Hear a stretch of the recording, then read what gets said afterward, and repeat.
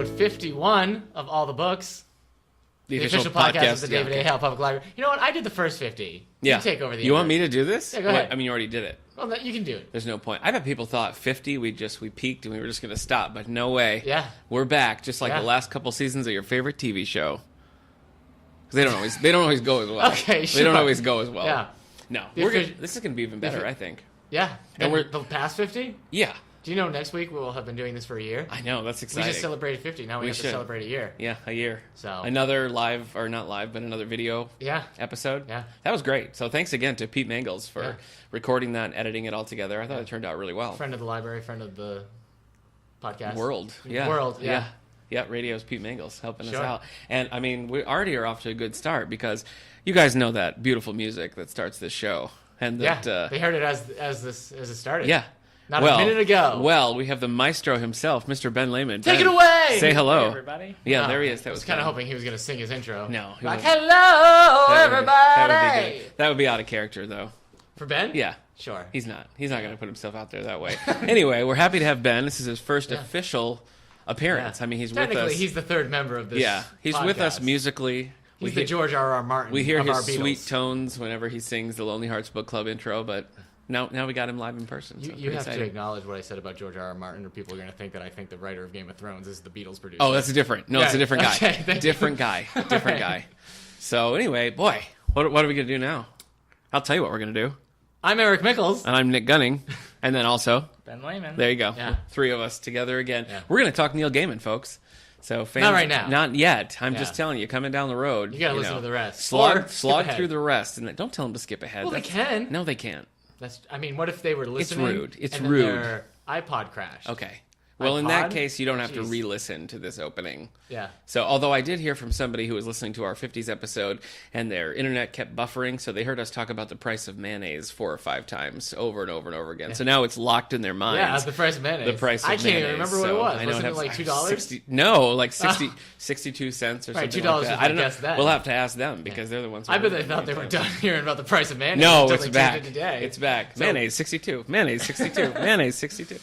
It's a flashback for them, so. Yeah. You're welcome, listeners. Yeah. What if they have to buffer this episode? They might. Right I know. That would be really. All right. That would be sad. Uncle Mango's.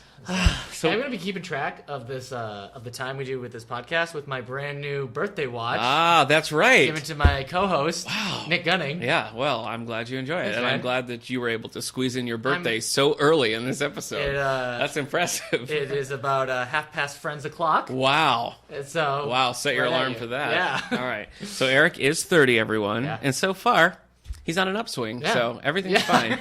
He's going to come crashing down like hellfire. This has been a better 30 years than the last 30 years. Really? Yeah. That's just like our podcast. Yeah. We're turning a corner. We're starting a new leaf. Yeah. Really mellowed out. That's right. So 50 is the new 30. Yeah, and 30 is the new... It's still 30. No, it stays right at 30. Huh. So, yeah, that one doesn't change. That's fine. Yeah, it's totally fine. Well, let's talk bookmark, Eric. What have you been up to? What have you been reading lately? Well, I haven't been reading because I've been having a birthday. That's true. You've had quite an extravaganza. That's true. Tell them about the Rock and Roll Hall of Fame. Was that part of what I've been reading? I guess it is in a way. Sure, yeah. Because you read so many plaques at the Rock and Roll Hall of Fame. That's true. I went to the Rock and Roll Hall of Fame in Cleveland, Ohio. Yeah. I thought the St. Louis Arch was in Ohio, but I thought it was in Cleveland. So like as I was driving, it's in St. Louis. I didn't know it was the St. Louis Arch. Okay. I'm like, I can't wait to see the Cleveland Arch. Cleveland? Okay. It's not there. No such thing. That's not in the Cleve. It's crazy. No. So went to the Rock and Roll Hall of Fame. It was pretty cool. Have you been? Ben, have you ever been to that? I haven't. We actually, I took a Band Books May term and we were supposed to go there, but we ended up going to a Woodstock site instead. Oh well, yeah. I mean cool. that's a pretty good exchange. Yeah, it's a nice trip. Yeah. Oh, I like the Rock and Roll Hall of Fame. I love the store. It's like, every piece of music you could ever want. Got a magnet. I feel like. I got a pin for my guitar case. Oh, wow. So that's cool. Yeah, you're really doing it. Yeah. Okay, now you can tell me what you're reading. All right, I read The Girls by Emma Cline. Really? Yeah. Huh. That's outside of your usual. I know, it is. I was going to say it's not really like my jam. Yeah. But it was still fine. But I also read Girl on the Train, and I usually say that stuff, so I don't know. Your jam. Maybe my jam is... Your jam's changing. Yeah, maybe it's anything. Yeah, 30. What are you going to do? Yeah. You're 30 and flirty, So ready to try new books. I wanted something like page-turnery. Was it page-turnery? I don't know the plot. A girl, like a teen girl, I think she's about 15, gets brought into like a Manson-like cult. That's right. Oh, I remember. The whole story is basically the Manson murders. Oh. With like fictional characters. Okay. So it's interesting. It mainly focuses, like the main focus is more on like gender politics, and, Okay. like young girls growing up and everything. It's remained popular. I feel like it just came It's out been of on the New York nowhere, Times and then it's bestseller just like list for a stuck while, there. yeah. So good. A lot of sex. Oh, okay. So Look out. Content warning. Yeah. The murders are very grisly as well. Ooh, I can't handle that. It's not a book that I loved, and the writing was very like purple prosy, you know, kind of flowery with some descriptions and Yeah, stuff, but it all that's- kind of balances out near the end. So I'd recommend it if this is something that you would normally read. You know what So I if mean? you're already going to read if it, you've read Gone Girl continue. and Girl on the Train and you're into it's that funny. kind of I guess I just didn't realize it was in that vein at all. I mean, Yeah. you said Manson cult, so I guess that makes sense. yeah. But So if you're into was like those picturing kind something of different. stories, I think The Girls is Okay. there. So, and then I was gonna read something else off the New York Times bestsellers list, but everything else has like cruddy reviews. Like I was Okay. gonna read Before the Fall, but I got it on Oh, Amazon, and yeah. all the recent reviews were like 1-star reviews. Really? So, yeah. Anyway, Okay. so instead I'm reading The Cure for the Common Universe Okay. by. Give me a second. Okay. We're all waiting. Christian McKay Heidecker. Okay. Heidecker, yeah. All right. Cure for the This is a young adult book about a boy whose dad sends him to video game rehab. Oh. So the character plays too much video games, and so his dad sends him to a video game rehab where you get experience points like in a video game for doing healthy activities, such as making a healthy meal or exercising That's a or good deal. participating in sports. And you love have to it. get 1,000,000 points to be able to get out. However, the main character needs to be out in 4 days because he has Wow. a date. His first date is on Friday. Oh, So boy. he's got to try to cheat the system. Yes, he does. It's okay. Okay, for all that build-up, the I thought you writing. were gonna I mean, say it's, it was it's young adult. good, and but it's okay. the writing itself is like that young adult that you always hope YA isn't gonna be. No. You know what I mean? A Yeah. little written down. Okay. There's video game references without explanations. Like he's like, as I entered the building, it looks like BioShock. So if you haven't played the game BioShock, he doesn't then go on to explain why it's like BioShock. I see. So for his target audience, maybe it will be enjoyable. I'm hoping I'll like it by the end. Okay. It seems harmless and cute enough. Interesting. So All right. Cool. yeah. You read anything good lately, Ben? Let's see. Well, I did start reading Anansi Boys by Neil Gaiman, but I'm not Oh. too far in it yet. Okay. I'm only Yeah, a I don't couple know that one. chapters. I know of it. Yeah. More recently, I've been more like audiobook listening. Oh, okay. So, the last audiobook I finished listening to was Before You Are Engulfed in Flames by David Oh, Sedaris. Sedaris. Yeah. He reads that, right? Yeah.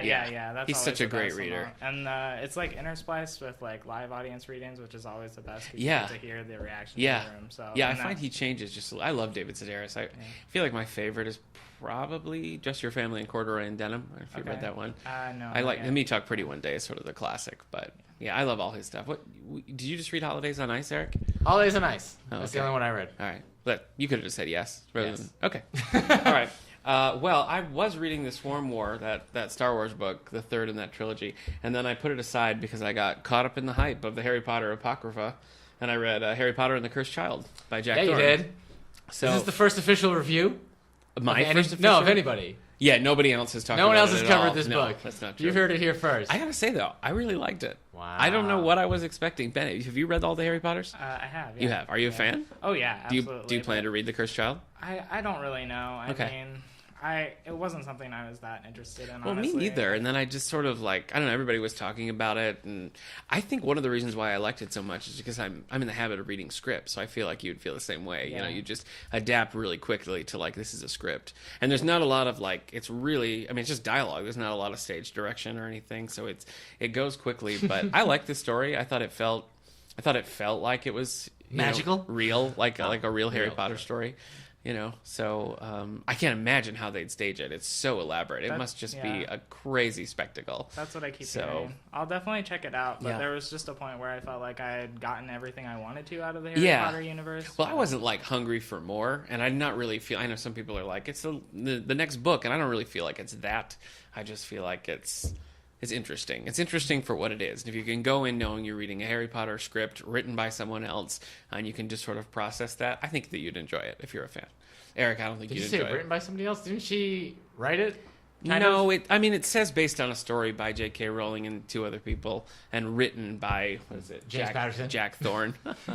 So, I mean, I think the actual, pen to paper writing was Jack Thorne. I'm sure she had some involvement. Maybe I'll whether get she back into just Harry Potter when she blessed starts it. releasing Harry Potter book shots. Yeah, Harry Potter. So- Yeah.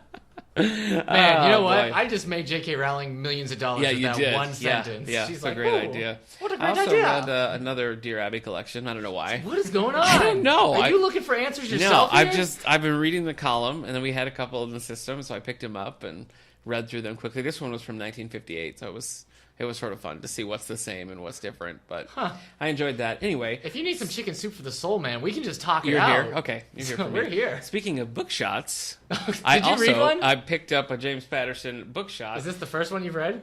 Yeah. This is Let's Play Make Believe by James Patterson and Jason O'Born. That's new, right? James O'Born. Yeah, it is new. It's one of the I think maybe one of the newest. But anyway, I'm enjoying it so far. It actually doesn't feel that much like a James Patterson to me.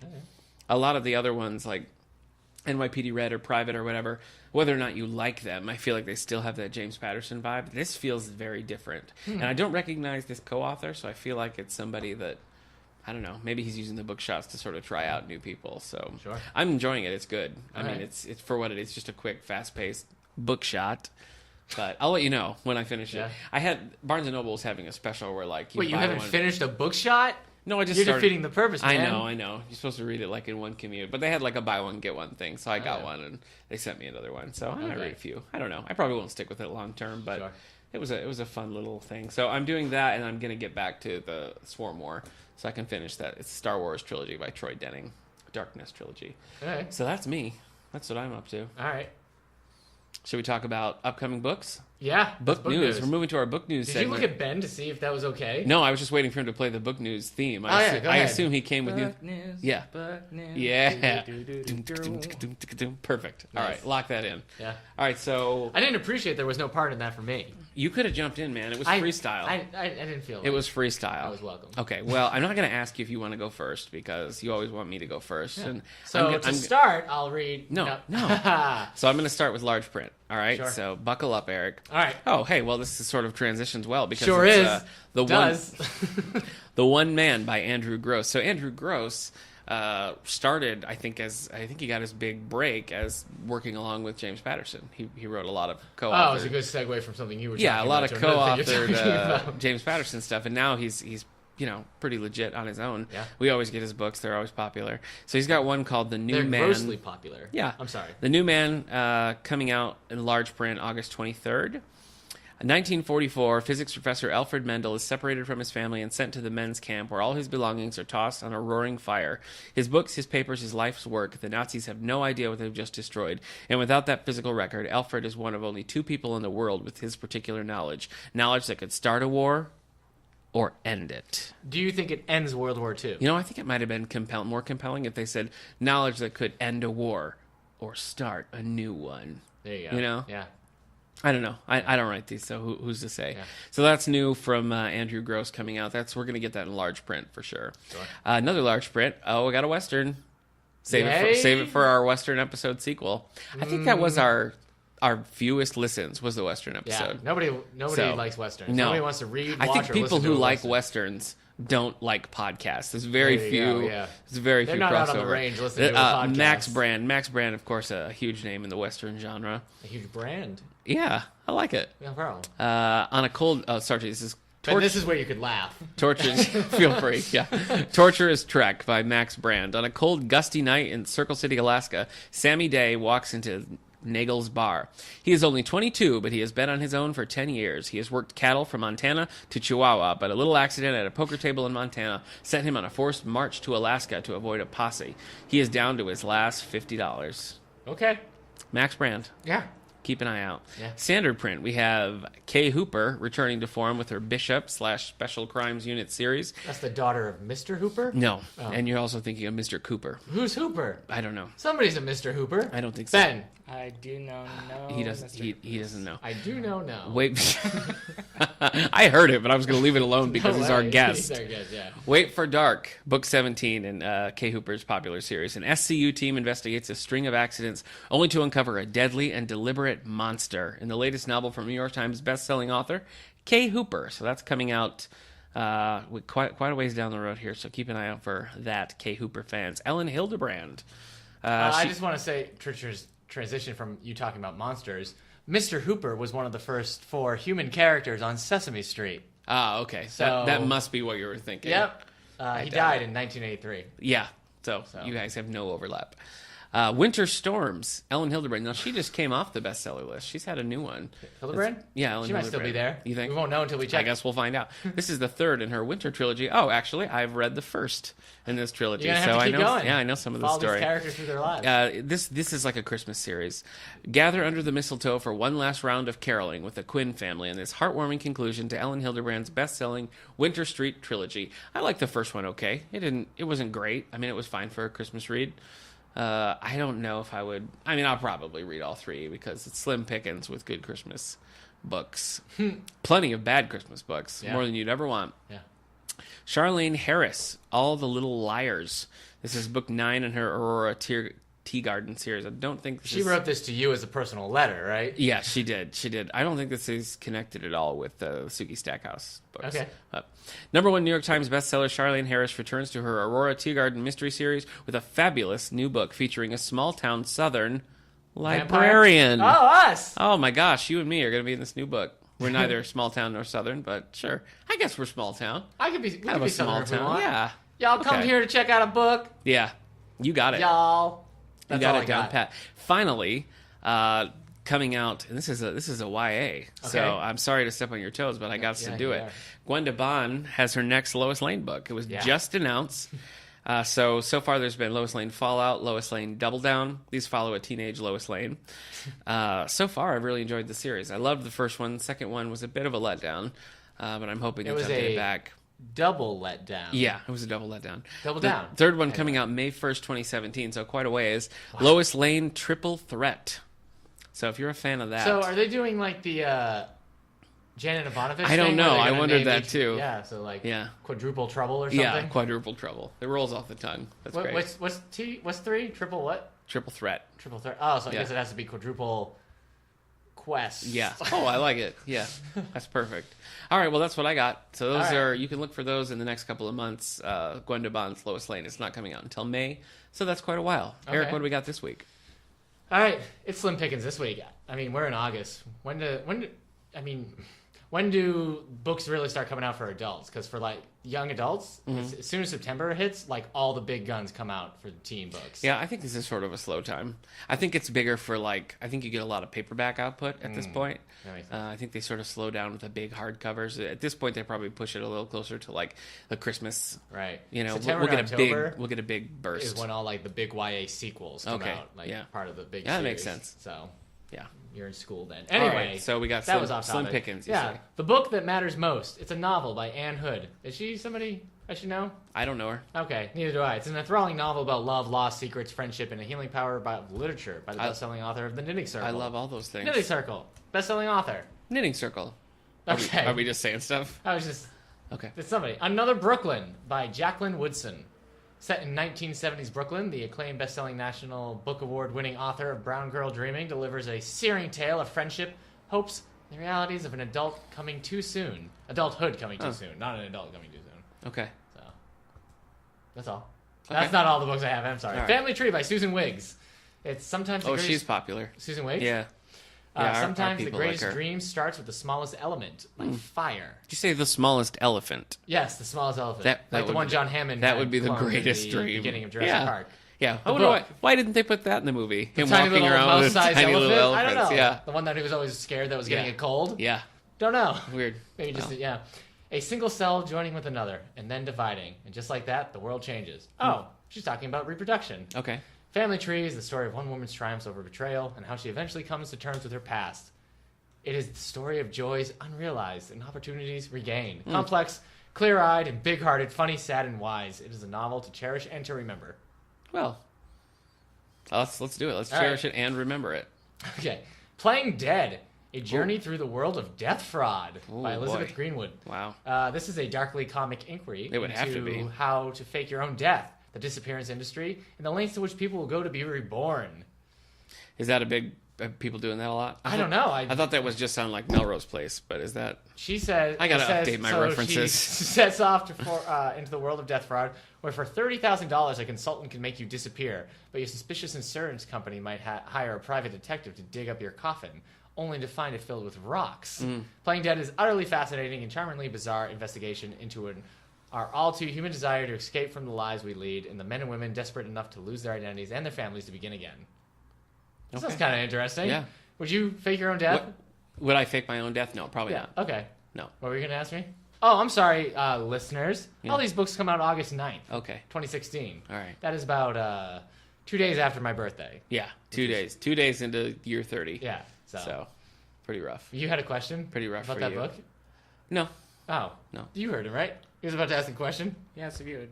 No, you asked him. I don't know. Yeah, Okay, see? Ben, why are you here? We'll play back the tape. All right. Just kidding. I Go contain on. multitudes. What? This is a book title. Sorry. Creepy. That's not That was me just a explaining. statement. I contain. That wasn't even your voice. All right. I contain multitudes. Oh, okay. Yeah. Well, The that makes it less Microbes creepy. Within Us and a Grand Review of Life by Ed Young. Okay.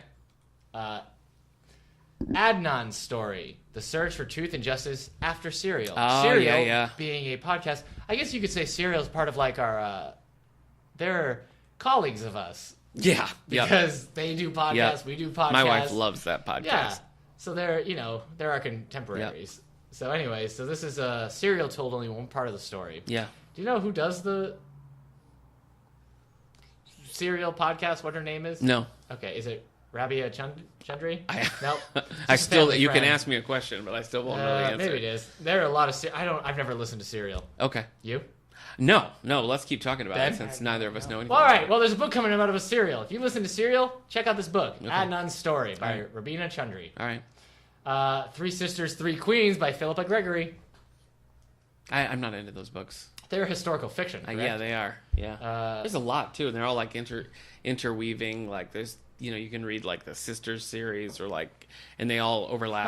Huh. It's an undertaking. Okay. This says the quote from the book is, "There is only one bond that I trust between a woman and her sisters. We never take our eyes off each other. In love and in rivalry, we always think of each other." Wow. I'm not a sister. I have sisters. Yeah. But I'm not myself a sister, so I don't know if I can't understand. confirm or deny that. What about I you? understand. Yeah, I agree that you are not a sister, Okay. but that you have sisters. All right.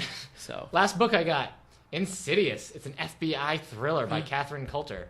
Oh. This is book 20 Yeah. in the series. She's putting Yeah, all your she's another FBI big one. series to shame. She is. Yeah. I'm You not. gotta catch up. I'm not nearly that far. Yeah, it's the 20th thriller in the New York Times bestselling author Catherine Coulter's FBI series. Agents Savick and Sherlock must discover who's trying to murder Venus Rasmussen, a powerful, wealthy society icon. They soon find out that the danger may be closer than expected. I'm sorry. Did you say this is a team up between Lieutenant Savick from Wrath of Khan and Sherlock Holmes? Yes. Weird.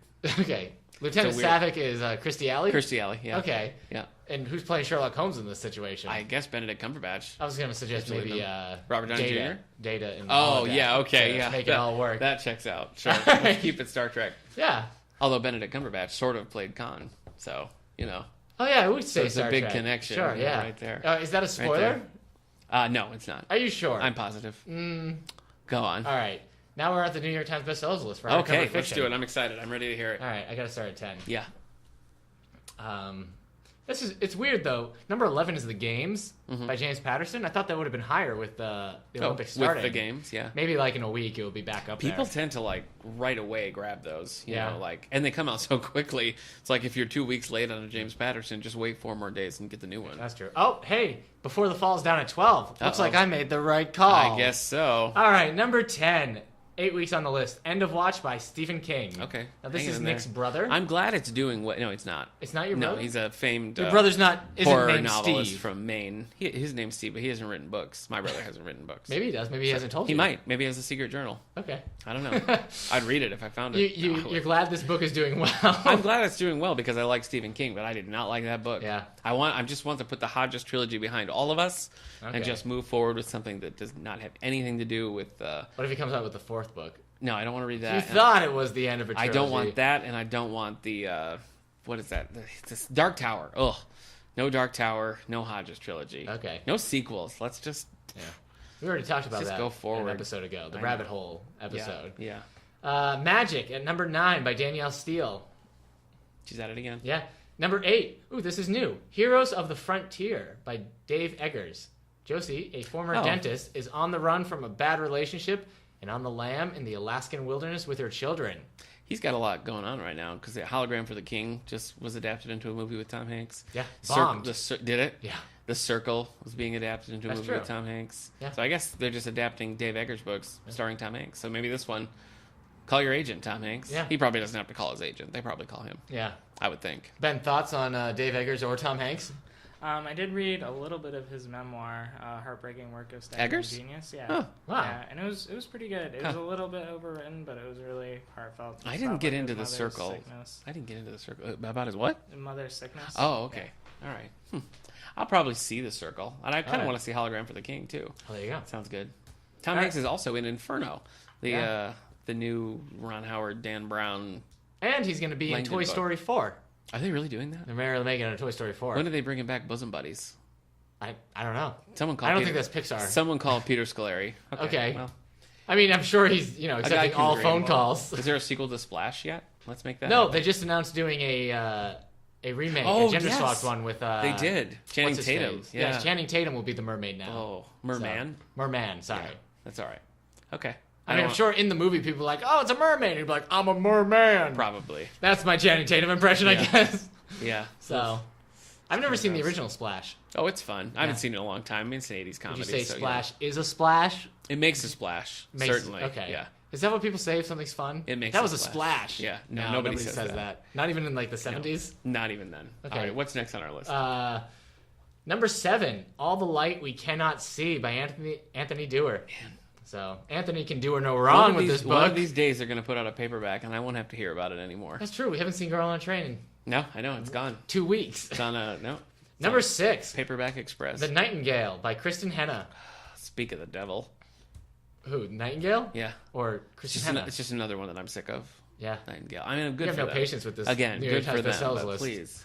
Number 5, First Comes Love. All right. I want some newbies on here. Number 4, Then Comes Marriage. You Just lied. kidding. That was That is the sequel, though, right? It would have to be. Yeah. It would have to be.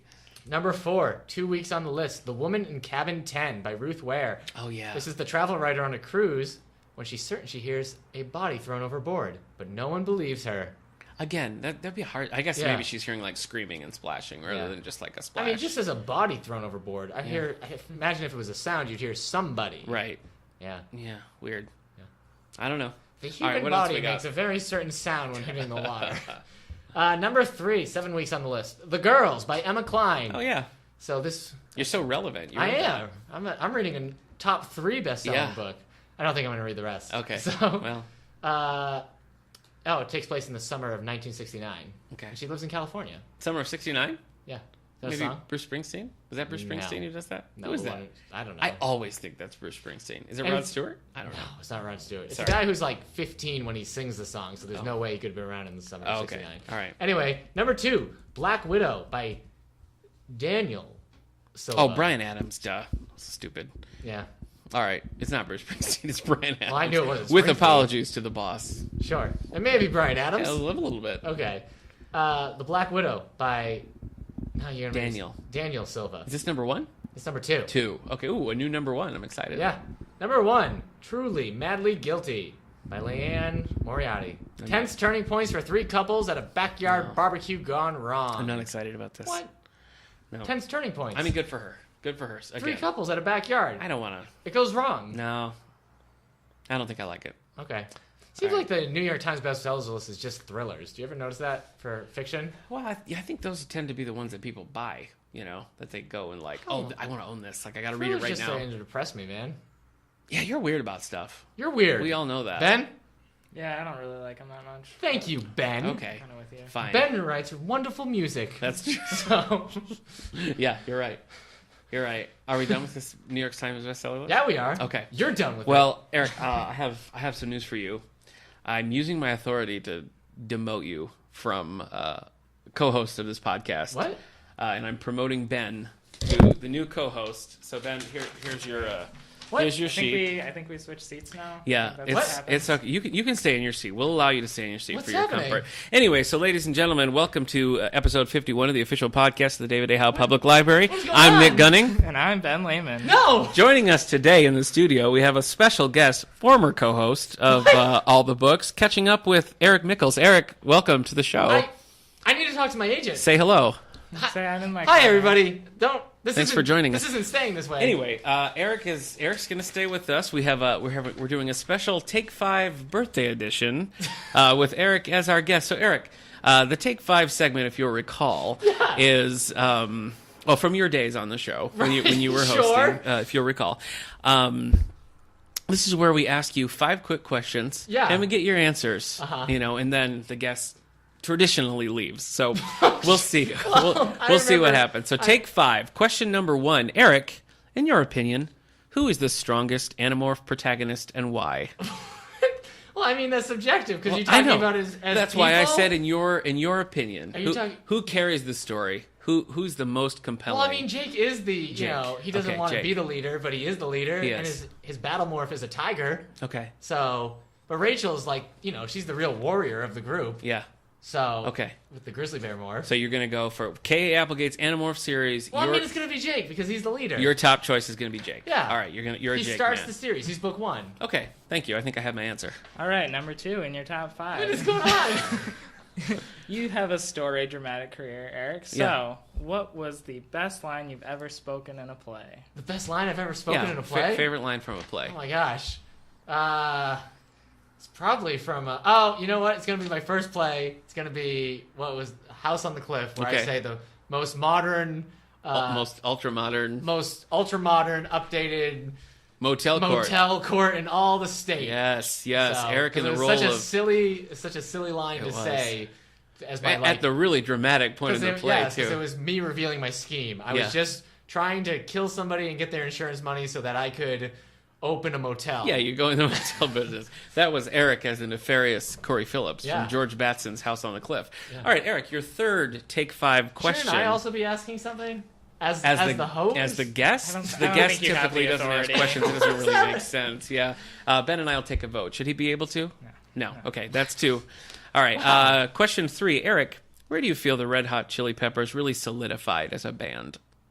Well, I mean, as soon as John Frusciante came on, Okay. as guitar, John Frusciante and Chad Smith. So what album is that? I guess What's I'm pretty sure that's when Chad Smith came on too. It was Mother's Milk. Mother's Milk. Okay. But Blood Sugar Sex Magic is where they, were like, we're the Chili Peppers now. Okay, and if you had to hold up one album, you're on a desert island, you can only take one Chili Pepper album. Boy. What are My gonna do? favorite is By the Way. Yeah. But I'm probably gonna take Stadium Arcadium on the Island Because it's a double. It's a double Yeah, album. it's more tracks. Okay. There we go. All right. All right, Eric, what is the best tabletop game you've ever played and why? Okay. This could take a while. Yeah. We could be here for hours. That I played, so not that I ran. So I didn't run the Dungeons and Dragons campaign in this. No, this answer. anything you want. No, it's Oh up, my gosh. it's up to you. Oh, Ben boy. and I, as the hosts of this show, will Oh, allow you some leniency. right. Oh man. I mean, the best one I played was the one that Oh no, I gotta change the answer. Okay. Me and my 2 uncles, we did a game where my uncle ran a game where we were like samurais in this fake universe called Rokugan, which is part of the Legend of the Five Rings series. Okay. And that one was probably like the most fun to play because it was just the 2 of us like playing, and I was like this scout samurai, and we always got into bad business, always sharing our low class wisdom with epic timeless monsters. It was a good time. Okay. But I did run a dinosaur fake Jurassic Park game for 2 friends one time, Well, and it was pretty scary. That's pretty good, At too. one point, I had to describe a situation, and we were all like, "This is kind of creepy," including me. Wow. So- You even got yourself. Yeah. Okay, your final Take 5 question is, Eric, you have to lead the X-Men. Which 4 members comprise your ideal team? Nightcrawler, Okay. Storm, Wolverine, and Colossus. That was not even a beat of hesitation. You think I haven't asked there myself this question there every was day no, of my life? There was no trick editing in that. Nope. He just spit it right out. Yeah. Okay, well, Eric, first of all, happy birthday. Thank you. From all the books. Yeah. Well- I, along with my co-host, Ben, want to wish you a happy birthday. Sure, We want okay. to thank you for coming on the show. Well, so. Yeah. Now Okay. I'm back to What? being the co-host. Oh, I'm sorry. Hold on a minute. What was that? His contract says what? I can't replace the he has to... Okay, all right. Ben, in an unfortunate turn, I'm going to have to let you go.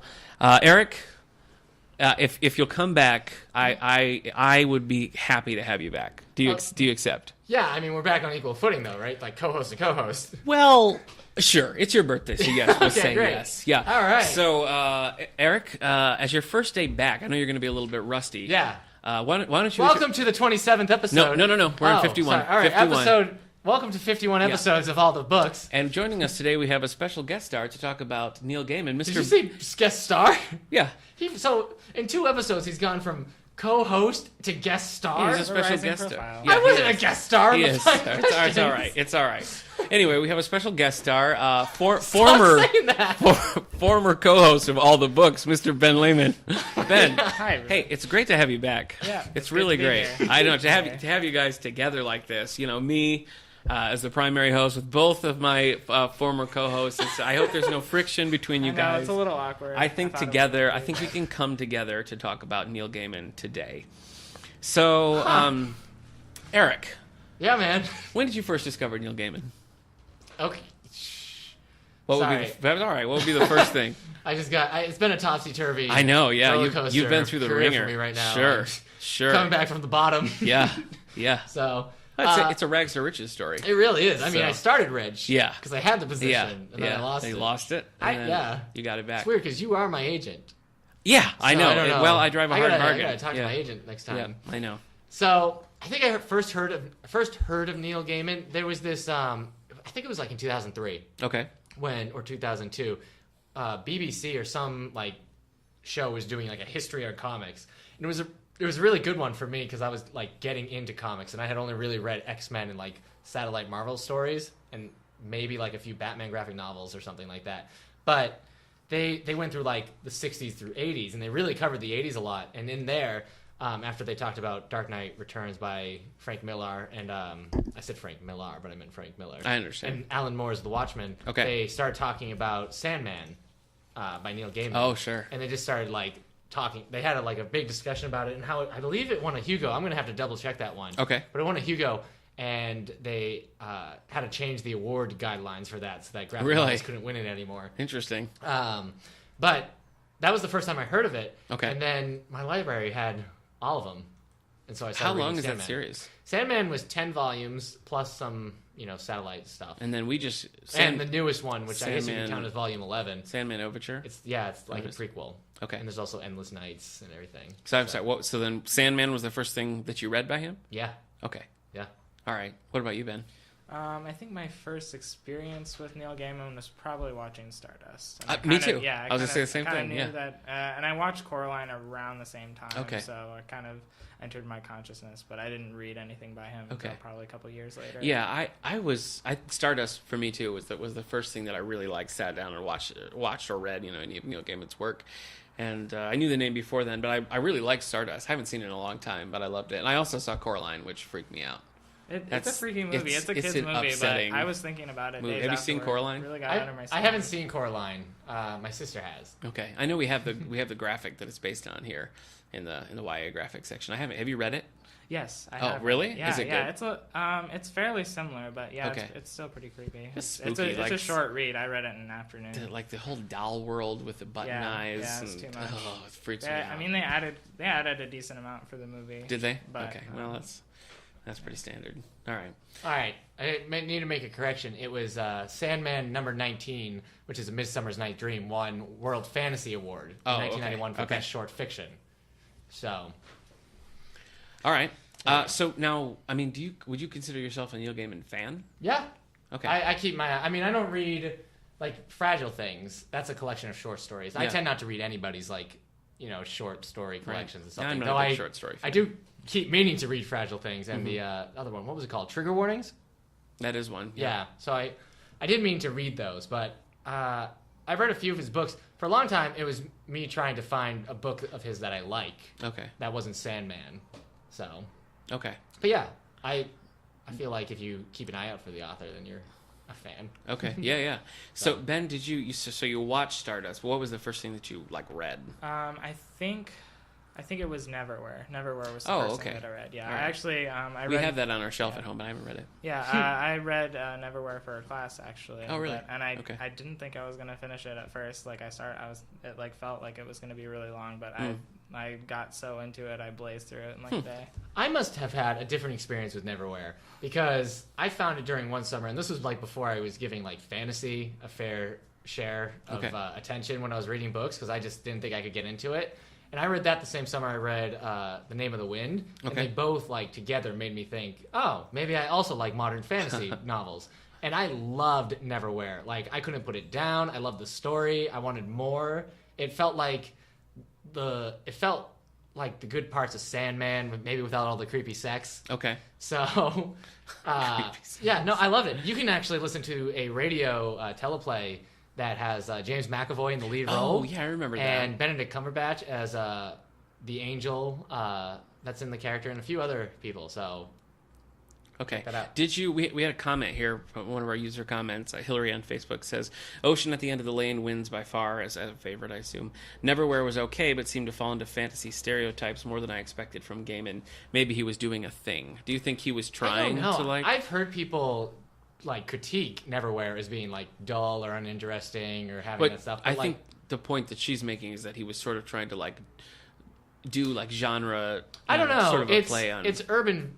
Like I said, I haven't read enough fantasy Okay. To be like an authority. I've read more sci-fi, and this was very early on. So even if it was and it was obvious, I probably wasn't picking up on it so much. It's urban fantasy, which is the fantasy genre where there's the fantasy world in the modern day world as well. So Harry Potter and Twilight are both like urban fantasy, and so there's like this underworld kind of dimension that you can't really get to, but you can under London. Okay. And it's that's Neverwhere. Okay. So. I mean, it's probably a little bit simpler than something like American Gods or The Ocean at the End of the Lane. Okay. But The one that I first read was Whatever Happened to the Caped Crusader, his DC take on like the was death that really of the Batman. first thing Yeah. you ever read by Neil Gaiman? Yeah. Wowzer, man. I know. It just never was really, like I said, I knew who he was. I'd seen some of the movies, but it was never something like, oh, I gotta get into. And I actually sort of thought, like, when I first saw Stardust, I was surprised to learn that it was Neil Gaiman because I guess I thought that his stuff was, like, darker. It can be. You know, Sandman's dark. Well, sure, yeah. Ben, have you read Sandman? I haven't. Okay. No, I don't.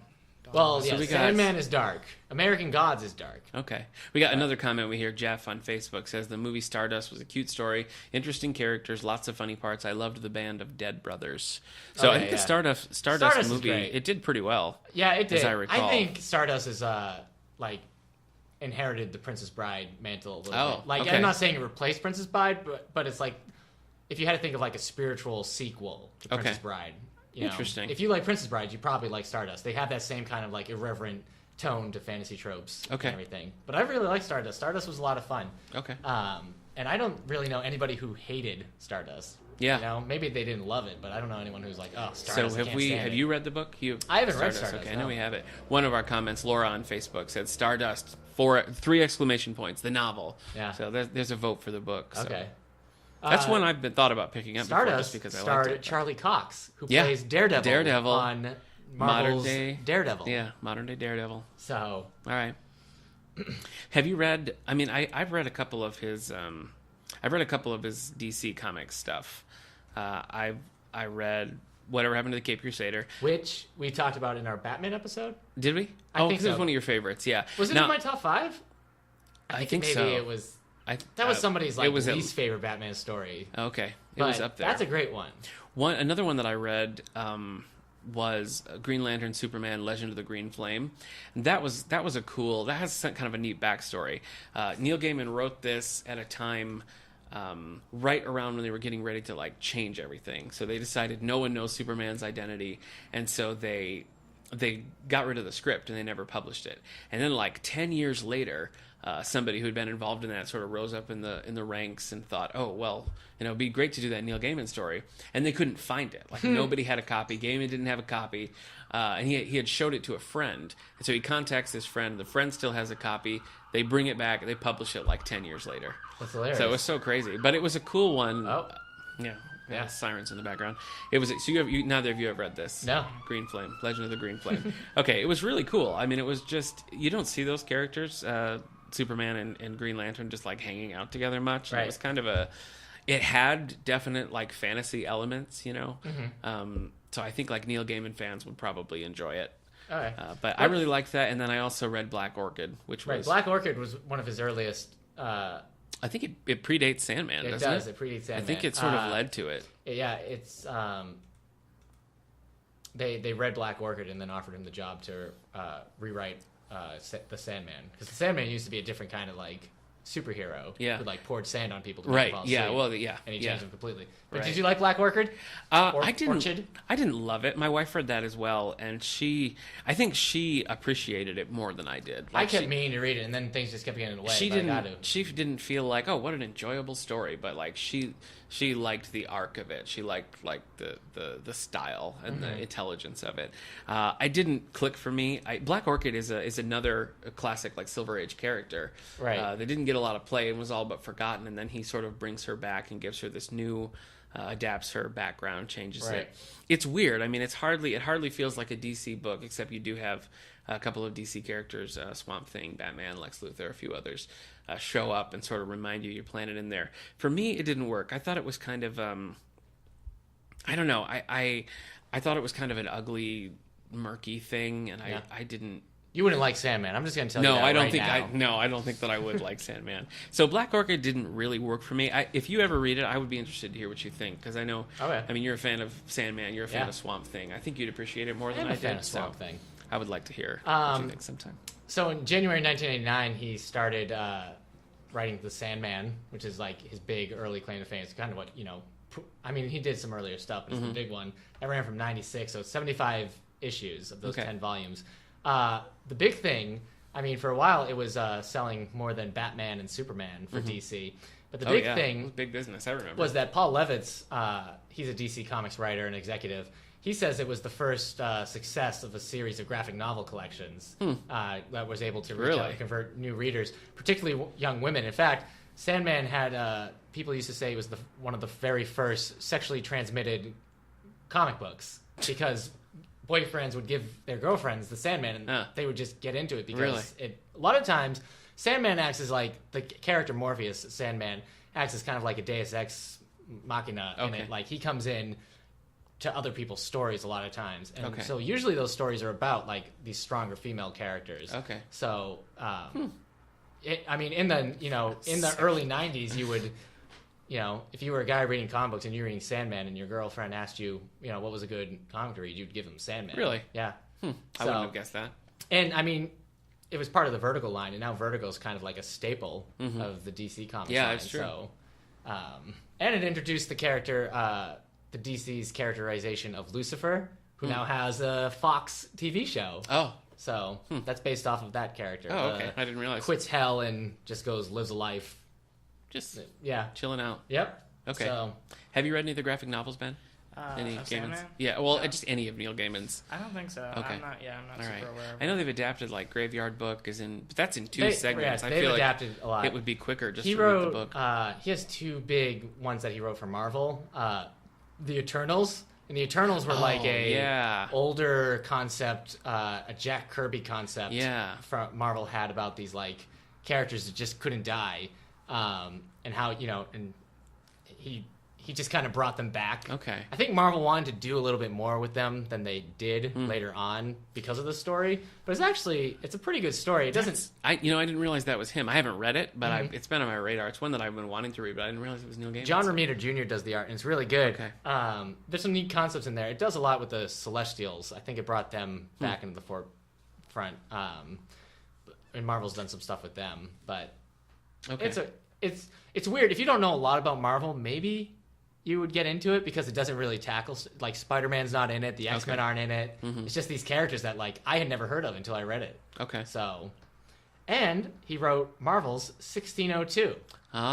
Which no one will read, no matter how many times I give it to them. It's true. It's so good. It's been on my shelf for a long. You'll get it back one of these days. So this is only like 8 or 10 issues. It's what would happen if the Marvel Universe had started in the year 1602 instead of 1963, and it's great.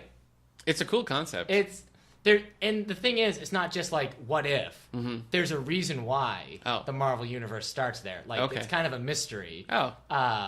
Of why it starts so soon. But you see all these characters. You see like Daredevil as like a traveling blind minstrel. You see the X-Men just hanging out. Nick Fury is the Queen's shield and training young Peter Parker. And there's like all these names. And every now and then when reading, I was like, oh, it's this character.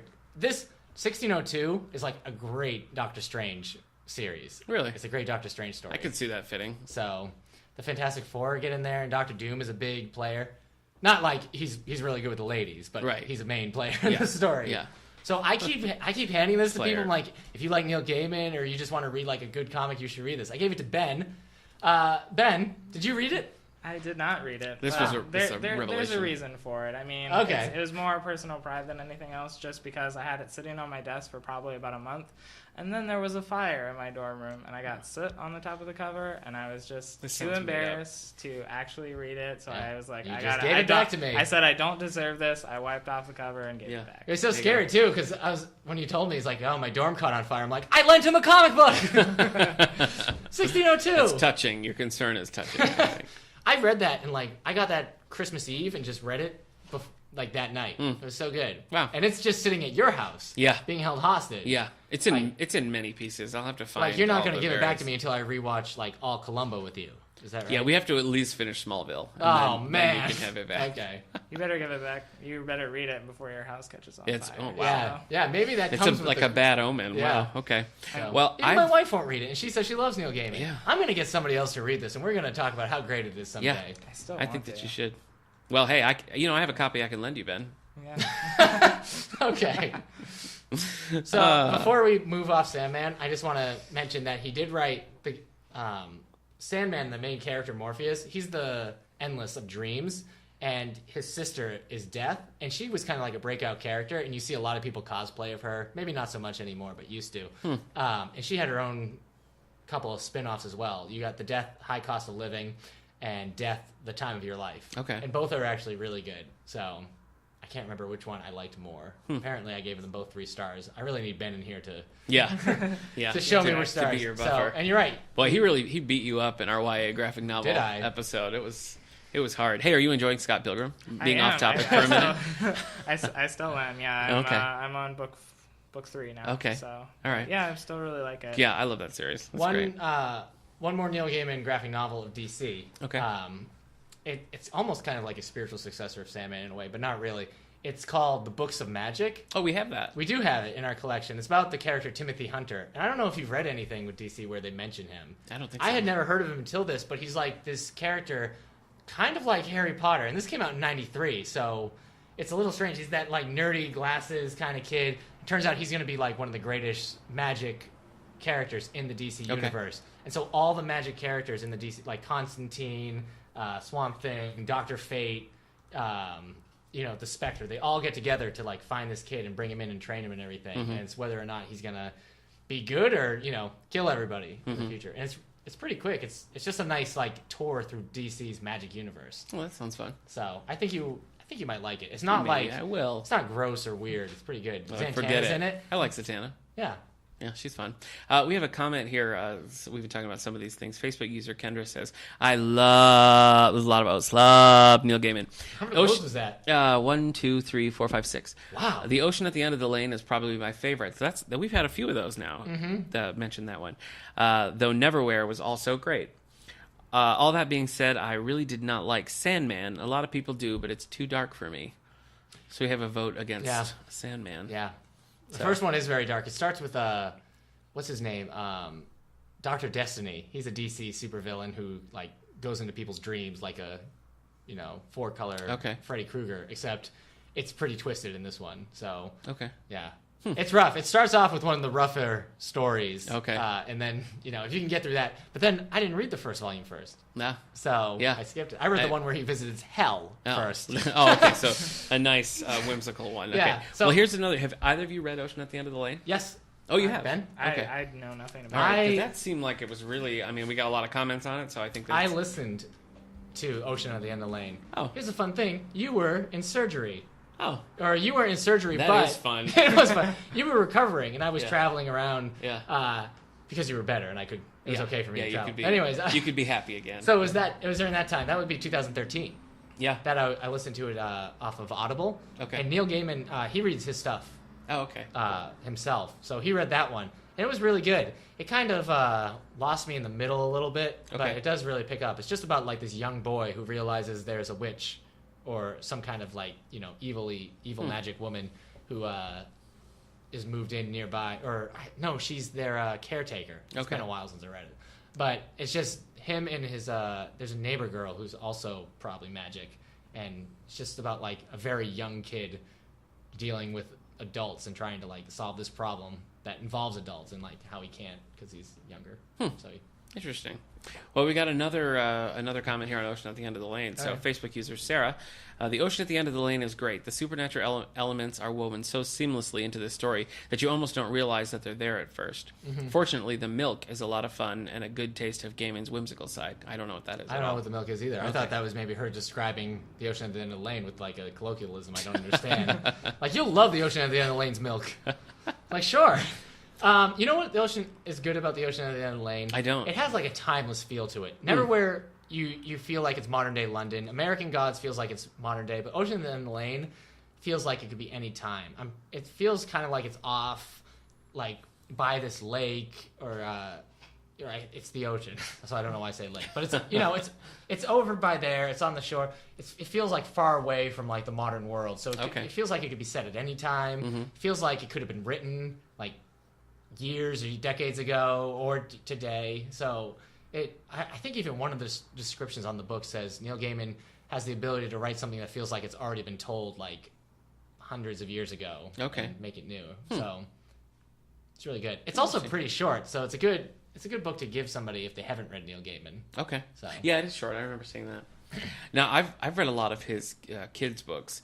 He's got, my son particularly likes... Ben, have you read a lot of the picture books? I haven't. Okay. He's got some that are like, they're more, I don't know, like 10 to 12-year-olds. He's got a series of 3. His most recent kids' books follow a sneezing panda bear named Chew. Okay. And my son eats them up. So there's Chew's Day, Chew's First Day of School, and Chew's Day at the Beach. And they're all basically about a panda bear who... I'm on board. Sneezes. Are they funny? You want in. They're not as good as you'd want them to be. But your son I was sort of like, them. Okay. Yeah, because there's a lot of build up with the achoo. Sounds like your son gets is him pretty every easy time. to please with He's people. a baby, so he enjoys. We'll just come up with excuses for Nick's son today. So those are fun. We have those over in the kids section. Another one that I really do we have a favorite? Let's talk favorites. Have we already said this? Well, I mean, when we're talking about like any of his stories, I'm probably going to say Sandman. Okay. But again, I haven't reread Sandman. Okay. And I'm not sure I should because it's kind of like one of those time and places dangerous, kind of thing. Yeah. But Neverwhere might be my favorite book of his. All right. Ben? It's hard to decide. I think my favorite probably would be the Graveyard Book that I've read, but I haven't read we have to talk that about much. the Graveyard Book. Yeah. Okay. Right now? Neverwhere I do really like. I need to read it again and take more time with it. Yeah. The Graveyard Book is a young adult one. And Graveyard Book won the Hugo Award. Which is kind of a big deal for like a young adult fantasy book to win it. It's the same thing as like Goblet of Fire won that one. Graveyard Book was when I was reading. I realized that Neil Gaiman has a very Roald Dahl kind of feel when he tones it back. When he's not reading like Sandman. You said you read Graveyard Book. Yeah, I did. Did you get like a Roald Dahl kind of feel? Like it kind of reminded me a little bit of The Witches or James and the Giant Peach a little bit. Yeah, I can see it. Just the whimsy of it. Yeah. It's a boy whose family is murdered and like he's a baby and he crawls out of his crib and just crawls to a graveyard and the ghosts take care of him and he's raised by ghosts in the graveyard. Meanwhile, the man who killed his family is out looking for him because he wants to finish the job. So it's just kind of like a boy being raised by ghost story. It's really good though. It almost made me cry at the end. Really? Yeah. I'm not going to talk about it. I think that's why we're here. Yeah, let it out. I read one. It was a kid's book, but I loved it. I thought it was so great. It's called Instructions by Neil Gaiman, illustrated by Charles Vess. And it's basically you're following this guy who's going through this like quest. You know, it has a bit of like a sort of a Narnia vibe. And you never get deep into the story. It just says things like, you know, this when you get to this cat, it will help you and that sort of things. And it gives you this really full picture of this adventure that this character goes on without ever really giving you any specifics. It's written like an instruction book. It's written like, oh, you're about to go on this quest. Here's what you need to know. Here's what you need to do. And the illustrations are really compelling. And just the format of it works so well. And I was really impressed with that. I loved it. I think it's definitely the favorite that I've read, but I'm way behind as far as like reading Neil Gaiman. So you can take that with a grain of salt. But I thought it was great. All right. I also really enjoy the wolves in the walls. That's a creepy, spooky one. About wolves in the walls. I remember you saying, didn't that like kind of creep you out? It did. I mean, that's the one that felt like nightmare-y to me. Okay. It's like the kind of logic that everybody talks and the way that people just accept these weird things. It felt like it was very evocative of like a nightmare, but it was well done, very well done. Did you ever read The Dark by Lemony Snicket? No. Oh, okay. Well, that one always has kind of like that one felt like it had a Neil Gaiman vibe to it. I like Lemony Snicket, so I'll have to check that out. Now, I was going to say, he has the book. We haven't talked about American Gods. That one, I think that one won the Hugo as well. That was the first book I read of his. That is going to be a TV show on Starz, I believe. I did hear they were adapting it. And what's Gillian Anderson? Is it Gillian? Yeah. Or Gillian? Gillian Anderson is going to be... it's Gillian Flynn from Gone Girl is probably what you're thinking of. So she's going to be in that as well. Oh, okay. So, that must be coming out in fall, so that's going to be a big one. People are pretty excited about that. Oh, sure. We got one of our listeners, Facebook user Janny, says, "While I'm a huge fan of his novels, particularly American Gods, I like his short stories the best. My favorite collection currently is Fragile Things. Also, love Good Omens, the collaboration he did with Terry Pratchett." Okay. Do you read Terry Pratchett, man? I've read a little bit, but okay, you're not like a fan. Okay, yeah. I don't know what this is, funny, but okay, yeah, it is Starz, so that's good to know. The first episode comes out in 2017 at some point. Oh, okay. The showrunner is developed by Brian Fuller, and he's the guy who's running the new Star Trek series. Oh, the Star Trek Frontier, Discover, right? Yeah. So, hey, have you seen Star Trek yet, Ben? The Beyond? Yeah, I really liked it. Isn't it good? Yeah, I did. Saw it opening night. Yeah. Oh, did you? Yeah. Cool. Anne McShane is going to be in the show. I love Anne McShane. And he just... Are you saying Anne? Because it's Ian. Ian McShane. Yeah. What did he just read? What was it? The audiobook? Oh, yes. That you did for book club? Yep. We did a Dick Francis book club called Odds Against, the first of his Sid Halley books. That's right. And Ian McShane read the audio. Right. He was a big hit. You got Crispin Glover is going to be in American Gods. No, if you leave her alone. Kristen Chenoweth. Orlando Jones. Fine, yeah, wow. He's back. Got him on a mothballs. Yeah. So he's been waiting around for a sequel to The Time Machine so he can come back. Yeah, exactly. So, and Ricky Whittle is playing the main character, Shadow Moon, and I don't know him. He was in the show Mistress and The 100. Did you ever watch The 100? Yeah, I've seen. It's based on a YA series. Stephen King loves it. He played Lincoln? I've read maybe the first season. I wouldn't remember. Okay. I need to go back. It's a competitive. It's fine. Do you know that series at all? The No. 100? No. Okay. Do we have those books? We must. Okay. Yeah. See, I covered my bases. Imperative. Yeah, you didn't say it. Well, we have one. Just one more of our comments that I want to read here. Okay. Facebook user Gregory says, "I've read some of his work and enjoyed it, and sometimes not so much. He's pretty prolific though, so I guess there'll always be a few letdowns." And that seems true. Like back when we were talking about Joyce Carol Oates all the time, that was a big thing with her. Is that there's just so many, and there's such a variety in her writing that it's like seems like with Neil Gaiman too. If you don't like one, pick up another one because it's going to be different. It's going to be, maybe that'll be the one that it's true, because when I first picked up American Gods, I got into it at first, and then I didn't like it by the end. Okay. And I was kind of disappointed, like, maybe I won't like Neil Gaiman. And then I read Neverwhere, and it was just so much more, it was different than American Gods, and I really liked it. And Ocean of the Inner Lane is different than, like, any of that stuff. So, and I guess he's written some with... Like, he wrote Eternity's Wheel, and he had Michael Reeves, so I guess he also writes with co-authors every now and then. Okay. But mainly Michael Reeves. He doesn't have a lot of novels, that many. Oh, okay. So, a lot of children's books, though. Have you read Hansel and Gretel? Did you say that one? No, I put a hold on it, and they couldn't find it, so okay. we don't have the it in our Sleeper library. and the Spindle. And it says it's a children's book, but I have that in our young adult collection. So, maybe we'll have to give that one a... that's longer. Yeah. That's we'll longer. have to check that one out. So... I do keep meaning to read his shorter stuff. Fragile Things has been on my I see. watch Sorry, the comment from Sarah about the milk. The full title is Fortunately the Milk. I thought she was saying, fortunately, the milk, but that's what it is. Fortunately, the milk came out in 2013. It's a sure. Kids book, 128 pages. All right. Yep. Blueberry Girl was weird. Is that a kid's picture It book? is, yeah. It's really like, I don't know. I was very excited to find out he does children's books. Yeah? When I was working at another library and I was shelving, I'm like, Neil Gaiman writes picture books for kids? Yeah. I was like, I can't write. There's one about Dad. I can't remember what it was called. Oh, yeah, I read that. The Day I Swapped My Dad for a Goldfish. Maybe that's it. Yeah.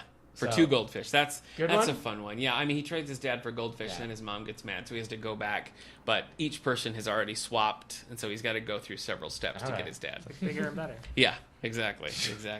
I really enjoyed his kids' books. The only ones that I've come across that I would say are really like easy reader picture books would be the 3 Chew books. Sure. And maybe Sandman and Endless Nights. Yeah, kids love that. Kids love that. Dark, brooding. Let's talk movies for a minute. So we've talked about Stardust and Coraline. He's got a few others. Mirror Mask. That was on Sci-Fi Channel, I believe. Okay. We have it here. I checked it out. I was hoping to watch it over the weekend, but I didn't get a chance. It's a Jim Henson one, too, I think. Is it? Not the actual Jim Henson, right, but I think Jim Henson worked with it. Studios, okay. So I haven't seen Mirror Mask. I haven't seen his Beowulf that he wrote the screenplay for, 2007. Is that the CGI one? I think so. But yeah, I saw that one. Yeah? That was... Any good? I mean, it had a cool dragon fight. Did you see Beowulf? See it, no. I've never read the book, or whatever you call Beowulf, poem. He's written an episode of Babylon 5. There you go. The Day of the Dead. Yeah, oh, I've wow. seen that. He's also pulled written... that right out. Was it good? Yeah, I do remember liking that episode. Do you like Babylon 5? It's decent. I haven't seen the whole thing, but I've seen enough. Right. But you know the episode that he wrote? Well, I don't know. I mean, I've read up a little bit about it. Okay. Yeah, he's got it. You're probably going to Doctor Who. He's written several episodes. Yeah. What was the first episode he wrote? When was that? 'Cause I remember Series 6, 2011. Yeah, okay. So that was like, a big deal when that happened because everybody was like, of course it's going to be great. And then I think what's the episode called? Doctor's Wife. I don't know. I don't know either.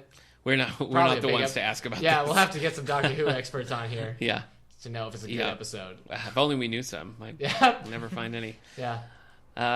Okay, so not too many. I actually was expecting there to be more movie adaptations, but it's really, seems like Stardust is kind of the... Like I said, American Gods is going to be a TV show. Yeah, TV show. And, you're right. I think Neverwhere might have been it was a miniseries. A miniseries, thank you. So it's a miniseries first, too. Yeah. Miniseries is what started it. It's kind of weird. It's weird. He was also on The Simpsons. Yeah. They've been trying I think to everyone's adapt been on The Sandman Simpsons for years with I don't know. Yeah, last person who threatened to do that was Joseph Gordon-Levitt. Ooh. So the thing with Benedict Cumberbatch would be a good Sandman, in my opinion, but they're probably not going to do that. Joseph Gordon-Levitt wouldn't be terrible as a young, Morpheus.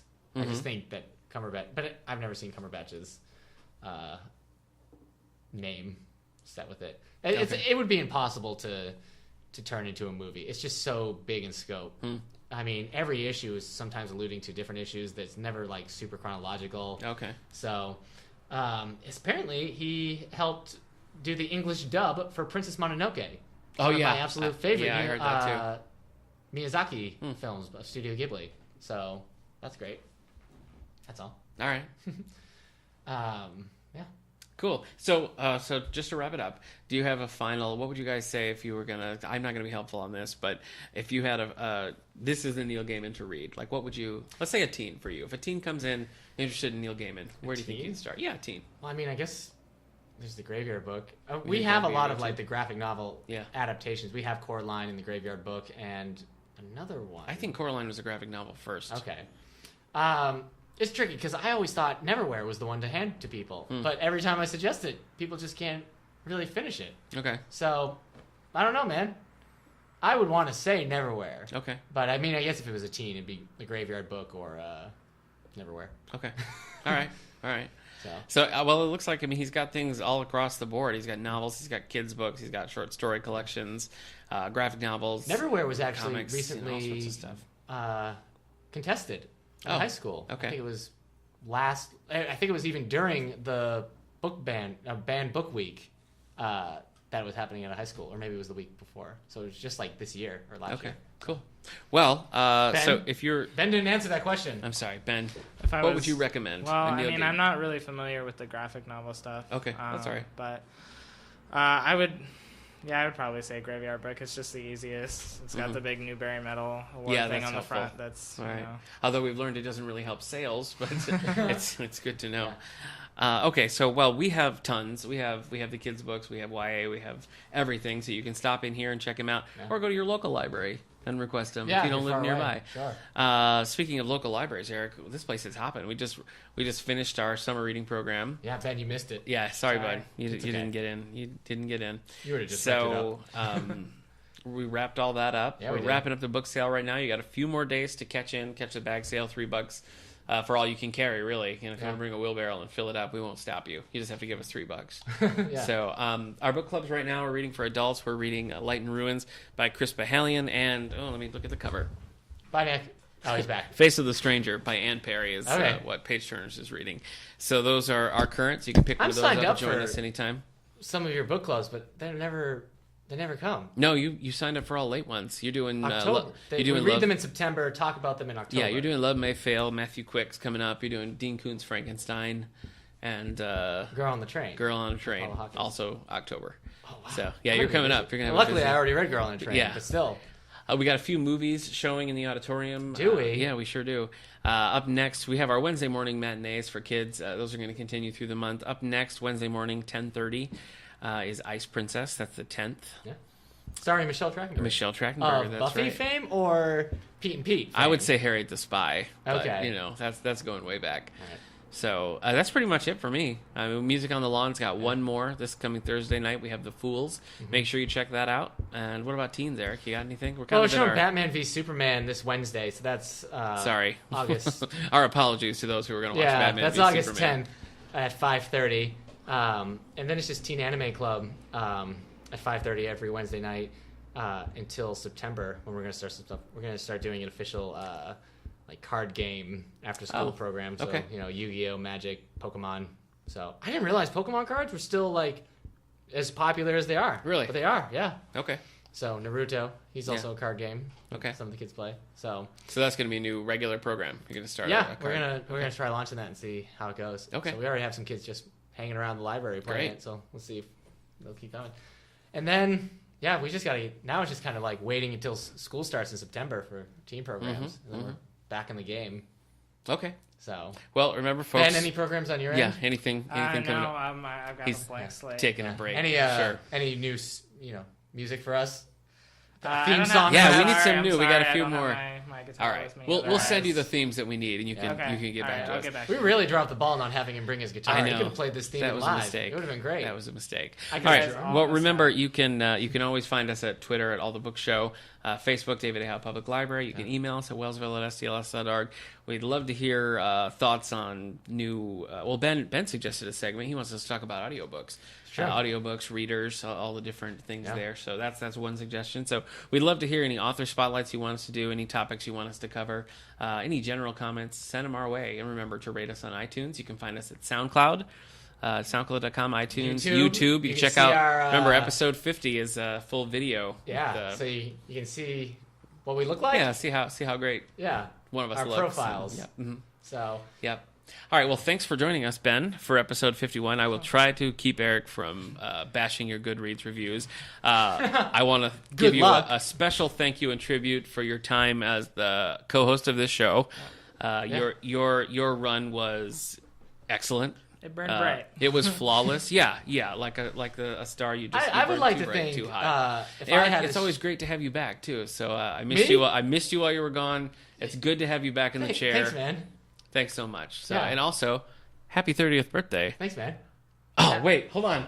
Wait, what color is mine? What color is yours? Hold on. Here we go. You got green. Oh, man. I'm going to have to watch the video. Happy 30th birthday. Okay. All right. So next week, we celebrate a year. That's right. So exciting probably nothing super big like our 50th. No. But still, a year. We went big with our 50, yeah. So if you guys want to send us cash. Would be good. Yeah, cash or just any kind of gift. Send cash to the library. We'll be fine. So. All right. Say goodbye, Ben. Bye. See you next time, folks.